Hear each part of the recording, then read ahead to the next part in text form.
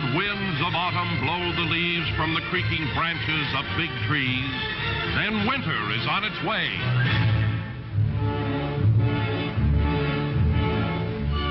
Many, many years ago, there lived in a faraway country named Greece a soldier, Artemis, and his little boy, Plino. One day, Artemis took Plino on a hunting trip. When nightfall came, they were far from home. It was warm. Plino and his father found a haystack, and there they went to sleep. Later, Plino awoke. It was black and cold. He reached out to touch his father, but Artemis was gone. Plino heard something moving in the dark. Then he recognized the steps. It was Artemis. Artemis had found some wood.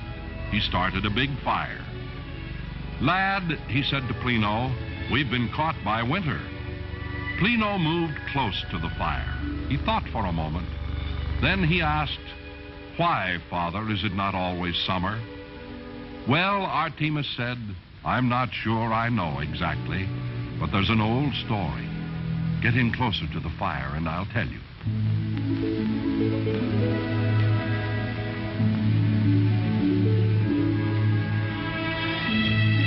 There was a time when all the days were summer days, and the grass was green, the flowers grew, and the birds sang all through the year.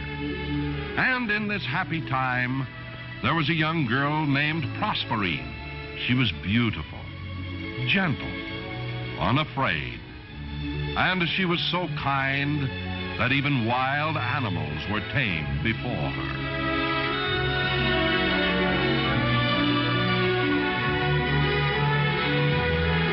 One day, Proserpine wandered far from her home into a strange valley.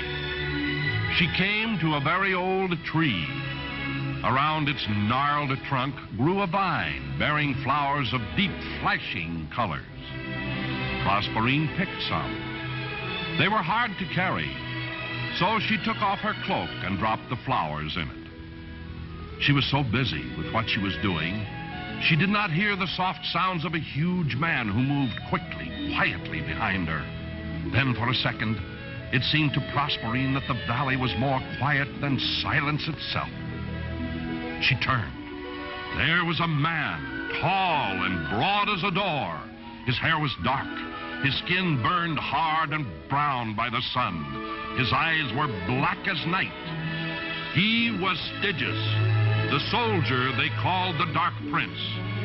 Once he looked at her, Stygius knew that Proserpine must become his princess. Throwing his tunic over her, the huge Stygius slung her on his shoulder like a sack and ran through the valley to his hidden castle in the caves. So quickly did the dark warrior move that Proserpine had not time to cry out, but only to hold tightly to the strange flowers in her hand. When night came and Proserpine had not returned home, her mother Ceres became worried. She threw on her cloak, took a lantern, and went out in search of her daughter. Morning came. Ceres found herself in a strange valley near a very old tree. There on the ground was Proserpine's cloak with beautiful flowers laid carefully upon it. But Proserpine was gone. Ceres wept for her lost daughter, and as her tears fell to the ground, she cried, "May the earth be cursed and cold. May no flower, leaf, or blade of grass be green again until Proserpine returns to me." And the sun was low in the sky. The land grew cold and no flower bloomed. Ceres never gave up searching for her daughter.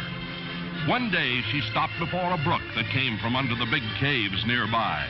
Looking down into the stream, Ceres saw flowers of deep flashing colors like those from the strange valley. Ceres whispered, "If Proserpine be returned to me, then shall the earth be green again."